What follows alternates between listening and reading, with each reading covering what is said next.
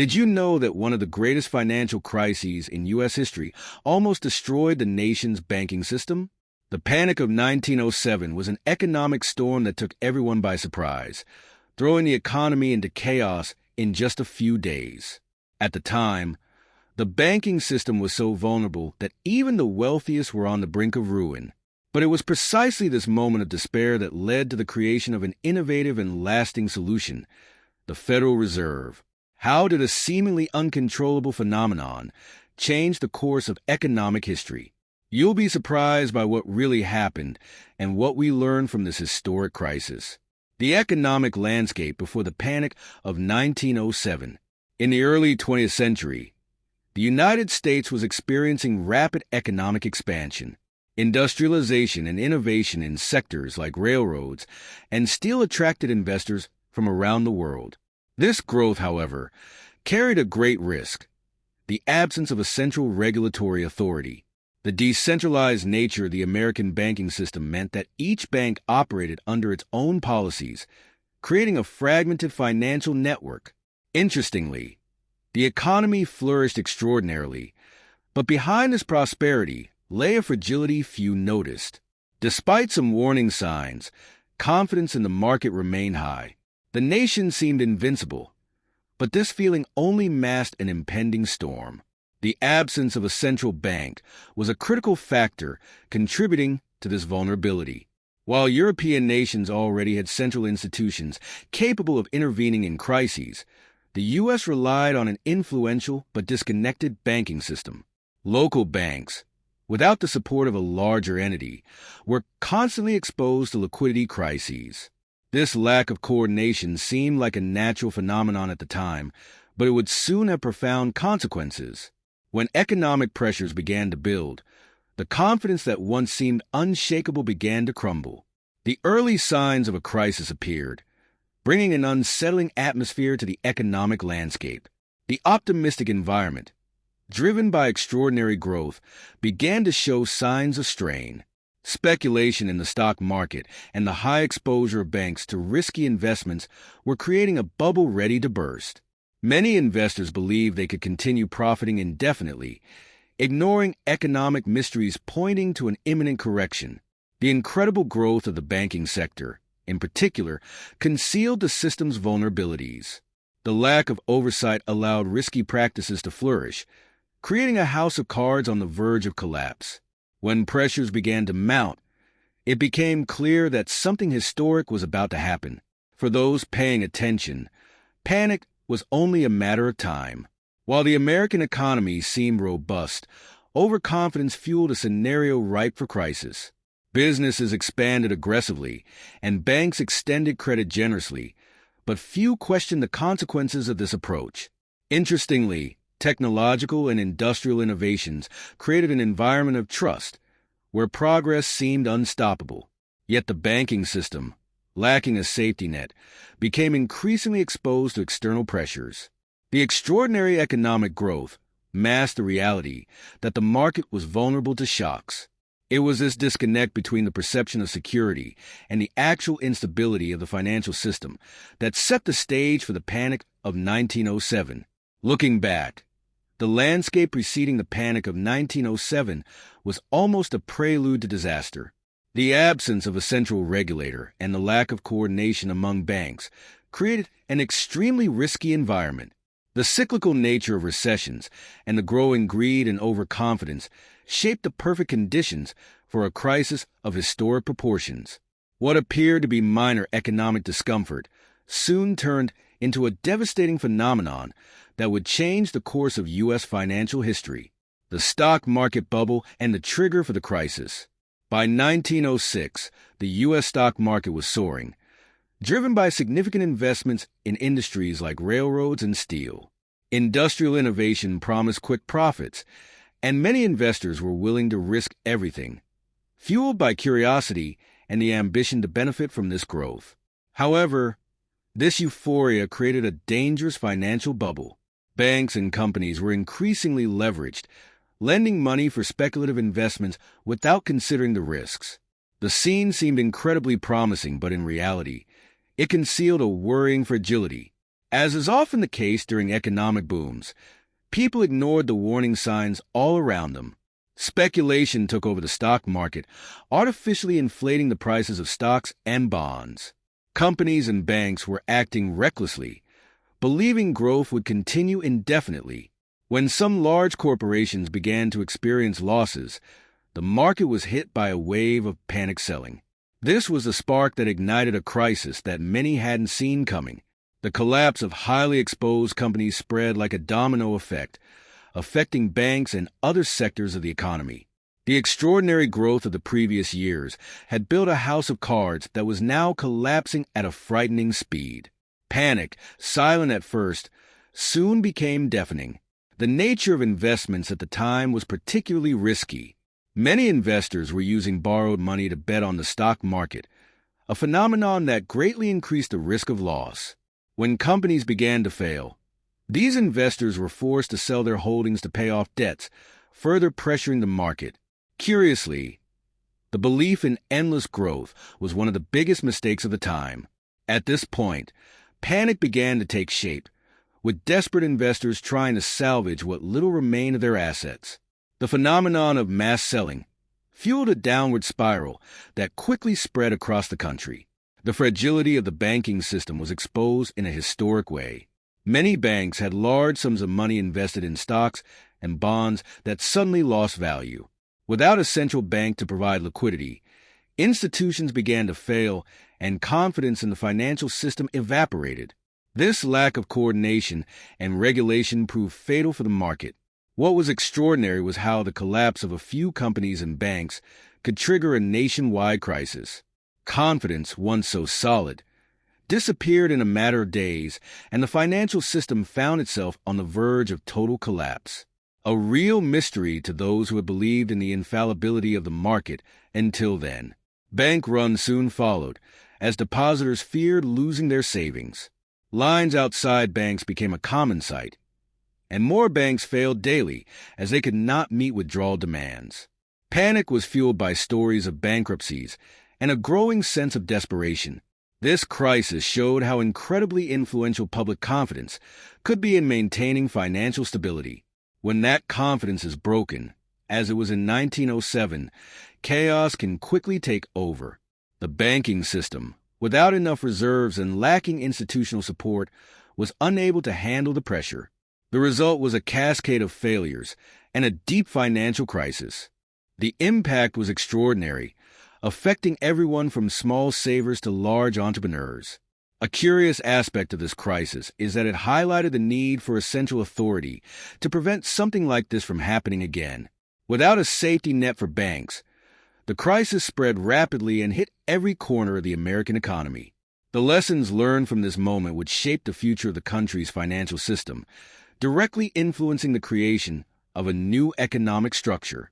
However, in 1907, the future still seemed uncertain, and the panic was far from over. Meanwhile, an influential figure was emerging to try and save the system, but that's a story for the next chapter.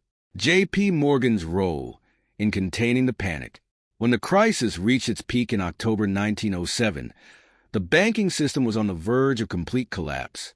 At this critical moment, one extraordinarily powerful and influential figure stepped in to try to save the economy: J.P. Morgan. Not only was he one of the wealthiest men of the time, but he was also one of the smartest when it came to finance. Realizing that the panic could ruin the entire country, Morgan convened a meeting with New York's top bankers in his personal library. His proposal was clear. To save the economy, they needed to unite and inject money into struggling banks.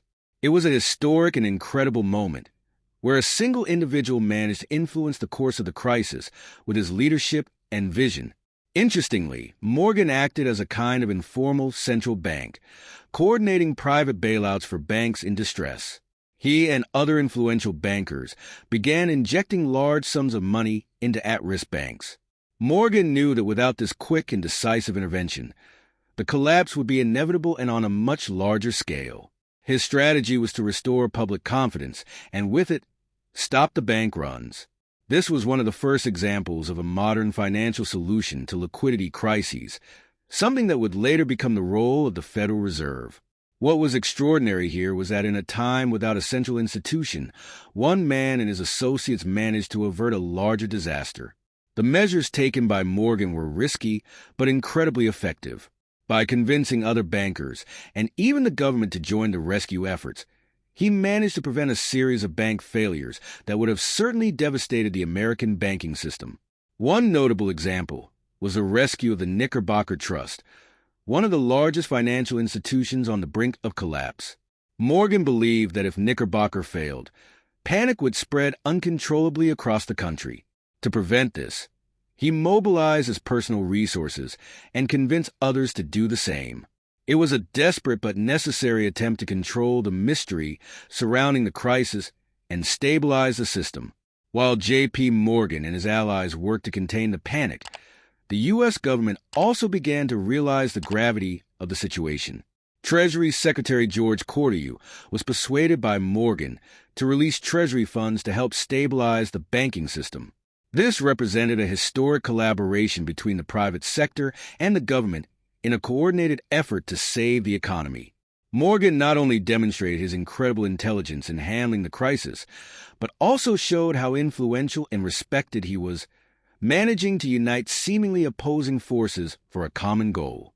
This partnership was a crucial step in restoring confidence in the financial system, although the solution was temporary. Despite all the efforts of J.P. Morgan and his colleagues, the panic of 1907 revealed the fragile and disorganized nature of the American banking system. Even with private interventions, the crisis made it clear that the country needed a more robust and permanent solution to prevent something like this from happening again. The extraordinary nature of this intervention was one of the key factors that led directly to the creation of the Federal Reserve a few years later. Morgan, in an innovative way, managed to prevent the U.S. economy from plunging into an even larger collapse, but he knew that this kind of improvised solution would not be enough in the long run. The country needed a central structure to ensure future stability. Thus, the Panic of 1907 served as a turning point in U.S. economic history. J.P. Morgan's actions showed that while the private sector could act in times of crisis, a public institution was essential to provide support during financial tensions. This historic event directly influenced the formation of a new vision about the role of government and the banking sector in the American economy. However, the panic was still not fully under control, and while the solutions adopted were innovative, they made it clear that something more profound had to be done to prevent future crises. The next step would be crucial: the lack of a central bank and its consequences. The absence of a central bank in the United States before 1907 was one of the main factors that allowed the financial panic to spread so quickly. Without a centralized entity to regulate the money supply and serve as a lender of last resort, American banks operated independently and without coordination. This decentralized structure was a true curiosity, as it strongly contrasted with European systems, which already had institutions like the Bank of England. The liquidity crisis, which could have been easily controlled by a central bank, turned into a nightmare, resulting in mass failures and a general loss of confidence in the financial system. The collapse of institutions like the Knickerbocker Trust perfectly exemplified the dangers of a banking system without a safety net. When one institution faced trouble, there was no entity capable of providing emergency loans to prevent its failure. This created a cascade of bankruptcies, with banks unable to honor depositors' withdrawals. The situation was extraordinary and demonstrated how the decentralized nature of the American banking system amplified the panic. Without quick and coordinated intervention, the panic spread, creating a nationwide crisis. Many economists, both then and now, see this as an inevitable consequence of a system without a central regulatory authority. The United States at the time strongly believed in the concept of a free market with minimal government intervention in economic affairs. However, this scenario proved unsustainable in the face of a crisis of this magnitude. The Panic of 1907 revealed the deep mysteries of the structural failures of a financial system that relied solely on the market to self-regulate. The absence of a central figure who could calm nerves and ensure that banks had access to emergency liquidity led to a downward spiral of collapses. What began as a minor flaw in the system quickly transformed into a financial crisis of historic proportions, shaking the U.S. economy and, as a consequence, the global scene. The temporary solution provided by J.P. Morgan and other bankers, however extraordinary and influential it was, only underscored the urgent need for a permanent structural change in the American financial system. The fact that salvation came from private bankers rather than a government entity brought to light the question of how far the market could self-manage. It was remarkable how the absence of a central bank left the country vulnerable to financial crises. This realization gained traction among the public and the government, creating a climate ripe for reform. Although Morgan's intervention was effective, it was clear that something more robust was needed to prevent future crises. The absence of a central bank also hindered the government's ability to intervene quickly and effectively. While the U.S. Treasury could release funds, as it did in 1907, these resources were limited and depended on political approval, making the process slow. This created a true phenomenon of uncertainty in the markets, as investors and the general public had no guarantees that bank failures would be contained. Confidence, a crucial element in the banking system, quickly evaporated and the crisis deepened. Only with the creation of a central institution would it be possible to prevent liquidity crises from turning into systemic collapses. The country urgently needed a lasting solution. The Panic of 1907 was a turning point in U.S. financial history. It revealed in an extraordinary way the dangers of an unregulated banking system and showed how the fragmented nature of the country's financial institutions left them vulnerable to shocks. The creation of a central bank, which would come a few years later, was a direct consequence of this crisis. It was the only way to ensure that the financial system could be protected from panic and bank runs. Although this solution was still in the future, the Panic of 1907 planted the seeds for historic reform that would forever change the U.S. economic landscape. The lack of a central bank not only impacted the financial system, but also directly affected the lives of millions of Americans. With the failure of banks, many people lost their savings, and unemployment rose as businesses closed their doors. This extraordinary social impact generated growing pressure for reforms. The 1907 crisis opened the public's eyes to the need for a more secure and regulated banking system. Although there was still resistance to the creation of a central bank, the path toward this innovation was becoming increasingly clear. The next step would be to turn this idea into reality, something that would forever change the course of the U.S. economic history. Temporary solutions and their effect on the public. Amid the financial chaos of 1907, the solutions found to contain the crisis were mostly provisional and emergency-driven. J.P. Morgan, along with other influential bankers, formed a sort of financial coalition to save struggling banks. An interesting fact is that, without a central bank to intervene, this private coalition acted as a temporary regulator. The bankers began injecting large sums of money into institutions on the verge of bankruptcy. This action was extraordinary, as, for a short period, the fate of the American economy rested in the hands of private individuals. While it managed to temporarily calm the panic, this makeshift solution underscored the urgent need for permanent reforms. One notable example of this temporary solution was the rescue of the Trust Company of America, one of the largest financial institutions at risk at the time. Morgan and his allies mobilized millions of dollars to prevent its collapse in a coordinated effort to stabilize the market. However, this move, while innovative, did not fully restore public confidence. People, fearful of losing their savings, continued to form lines in front of banks to withdraw their deposits. The phenomenon of bank runs, fueled by fear, continued to spread. This showed how, even with bailout actions, the crisis of confidence was deep and difficult to control. These temporary solutions brought momentary relief, but were not enough to resolve the systemic problem.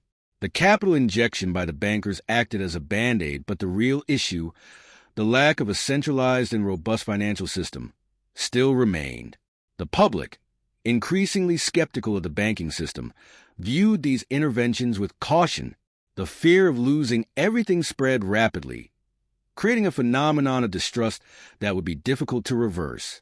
The fragility of the financial system was exposed, and private solutions, no matter how innovative and influential, could not sustain the economy in the long run. It was clear that historic changes needed to happen. To try and restore confidence, the federal government also took some emergency measures. Treasury Secretary George Cordew released Treasury funds to help stabilize the banking system. This was a notable effort of coordination between the government and the private sector, something unusual in U.S. history at the time. However, this measure was limited and insufficient to deal with the magnitude of the crisis. The public remained restless, and uncertainty dominated the atmosphere. It was evident that the fragmented nature of the banking system made it difficult to mount an effective and centralized response. Without a more robust and coordinated solution, panic continued to haunt the country. The effect on the public was devastating. Thousands of people lost their savings as banks failed, and the economy plunged into a deep recession. Confidence in the American banking system was completely shattered. Bank failures became a common phenomenon, and many businesses closed their doors due to a lack of credit. The extraordinary impact of this crisis reverberated throughout American society, generating a deep sense of distrust in the financial system that would take years to rebuild. For many, the 1907 crisis was a turning point, showing that the country's economic system needed structural reform, and fast. The temporary solutions, while they avoided a larger collapse, did not solve the fundamental problem: the lack of a central authority that could act in a coordinated and permanent manner in times of crisis. The public, who had once trusted bankers and the market, now viewed the private sector's actions with skepticism. Confidence had been shaken, and only a permanent solution could restore it. The path to that solution was still being drawn. But what became clear after the panic of 1907 was that makeshift solutions would not be enough to ensure long-term stability. And for the public, the search for financial security would become a central theme in the years to come. The economic and social impact of the crisis.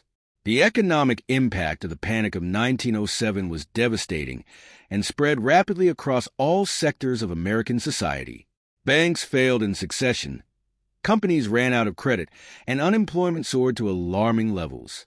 The extraordinary economic growth of previous years came to a sudden halt, and the country plunged into a severe recession. Thousands of people lost their savings, generating a deep distrust of the banking system. It was an unprecedented economic contraction, and the feeling of uncertainty hung over society. The nature of this crisis clearly exposed the weaknesses of the American financial system, which lacked the mechanisms needed to deal with a catastrophe of this magnitude. The crisis deeply affected the business sector. Small and large companies, which depended on loans to operate, saw their credit lines dry up almost instantly. The domino effect was relentless. Without credit, companies could not keep their operations running, resulting in mass layoffs. This recession was marked by a notable phenomenon: an economic contraction that seemed to affect everyone, from large corporations to the common worker. As factories closed their doors, unemployment rates soared, and the country faced a confidence crisis. The extraordinary pace of innovation that characterized the beginning of the century came to an abrupt stop, and recovery seemed like a distant mystery to many. The social impact was equally severe. The loss of jobs and savings shook the social structure of many families. Lines outside banks to withdraw money were a clear reflection of the panic and insecurity that gripped the country. People, once confident in economic progress, now found themselves in a position of extreme vulnerability. Rising poverty and uncertainty about the future generated a sense of despair that spread rapidly.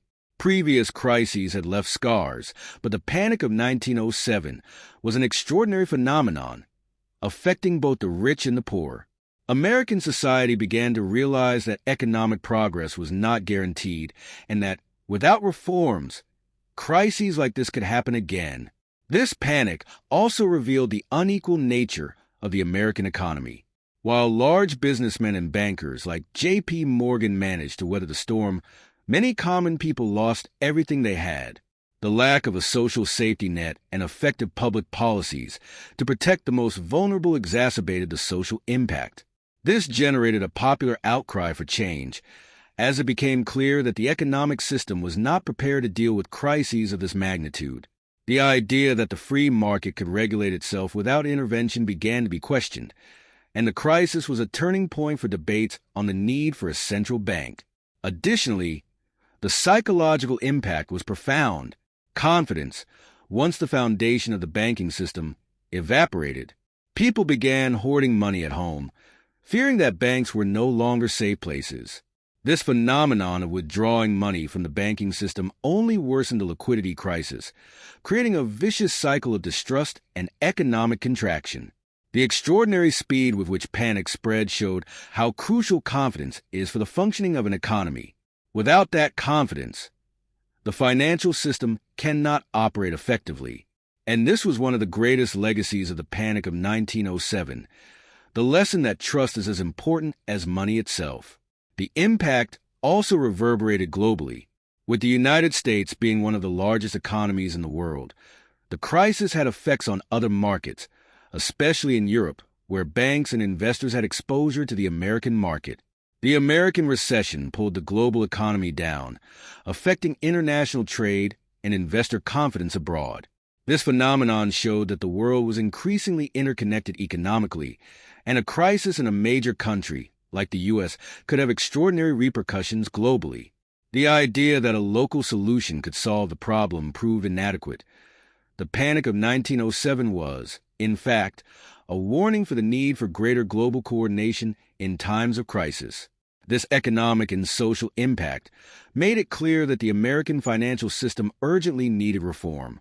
The Panic of 1907 was a turning point in U.S. economic history, and the effects of this catastrophe planted the seeds for historic changes to come. The public was clamoring for a definitive solution to prevent crises like this from happening again. Society was searching for an answer, something that could ensure long-term stability. This scenario laid the groundwork for the next chapter in American financial history, the creation of the Federal Reserve. The creation of the Federal Reserve and a new era in the financial system.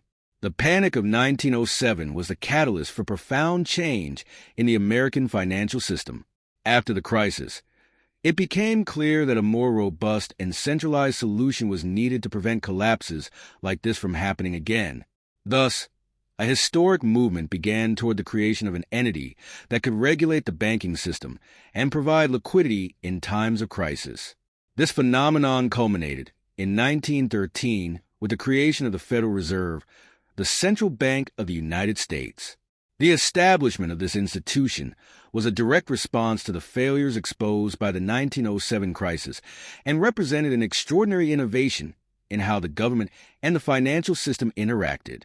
The Federal Reserve was designed to be a central regulator capable of supervising banks, controlling the money supply, and acting as a lender of last resort. The innovative nature of this institution lay in the fact that, for the first time, the United States would have a structure capable of intervening quickly in financial crises, preventing panic and ensuring stability. This was a radical shift compared to the previous system, which relied on private and improvised solutions, like those implemented by J.P. Morgan in 1907. What was extraordinary here was how the Panic of 1907 not only revealed the system's flaws, but also paved the way for the creation of a new financial era where the government would take on a more active role. The creation of the Federal Reserve brought a sense of security and confidence to the public. Depositors knew that, in case of a crisis, there would be an entity capable of guaranteeing banks' liquidity and protecting their savings. This movement had a transformative effect on how people viewed the banking system. The mystery and fear surrounding bank runs began to fade. Additionally, the Federal Reserve introduced a system of bank reserves, requiring banks to hold a percentage of their deposits as reserves, which helped prevent liquidity crises. The impact of this innovation was so influential that over time, the American economy became much more stable. Interestingly, the creation of the Federal Reserve was not seen as a perfect solution at the time. There were many criticisms and debates about its structure and role. Some argued that it concentrated too much power in a single institution, while others believed the government should have even greater control over the financial system. Nevertheless, the Federal Reserve quickly proved its value by helping stabilize the banking system during future crises. Its innovative role as a guardian of financial stability transformed it into a key piece in the functioning of the American economy, and its influence expanded over the following decades. It was the beginning of a new era of financial regulation. The impact of the Federal Reserve was not confined to the United States. Over time, its creation influenced the structure of central banks in other countries, as the world recognized the importance of a central institution in ensuring financial stability. This global phenomenon of central bank creation was directly inspired by the example of the Federal Reserve. The extraordinary nature of this transformation demonstrated how the Panic of 1907, which began as a local problem, generated historic and global repercussions. The world's financial system entered a new phase, more coordinated and resilient, thanks to the lessons learned from the American crisis. The creation of the Federal Reserve was undoubtedly one of the most influential reforms in U.S. economic history. It not only stabilized the financial system, but also created a supervisory structure that remains in place today. The Federal Reserve became the guardian of the economy, responsible for regulating interest rates, controlling inflation, and ensuring full employment. Its creation marked the beginning of a new era where extraordinary growth and innovation could coexist with safety and stability. But despite everything, the legacy of the Panic of 1907 served as a reminder that the financial system, no matter how well structured, was still subject to challenges. The creation of the Federal Reserve represented the closure of a turbulent chapter in U.S. economic history, but it also opened the doors to new challenges and possibilities. The panic and chaos of 1907 gave way to a more solid financial structure capable of handling future crises. However, the lessons from this crisis were never forgotten. The story of the Panic of 1907 and the creation of the Federal Reserve shows how innovation and reform can emerge from moments of great uncertainty and chaos. The American economy was ready for a new cycle of growth, but the lessons of the crisis would remain as a constant reminder of the importance of careful and centralized financial management. After understanding the devastating impact of the Panic of 1907 and how it led to the creation of the Federal Reserve, it's clear that crises like this can change the course of history. But are we prepared for the next financial challenges? What can you do to protect your finances in times of uncertainty? Have you ever thought about how the lessons of the past can be applied today? Think about it and see how the right decisions can transform your future. Subscribe to the channel and turn on notifications to keep learning about economics and how it can impact your life in surprising ways.